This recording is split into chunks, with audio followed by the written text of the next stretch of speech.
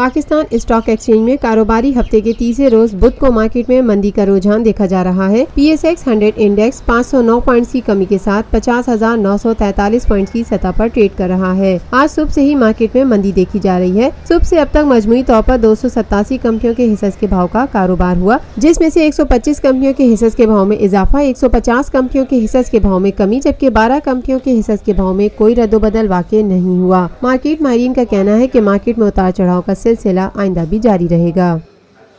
Lotus Lake Towers, a groundbreaking endeavor by Lotus Properties.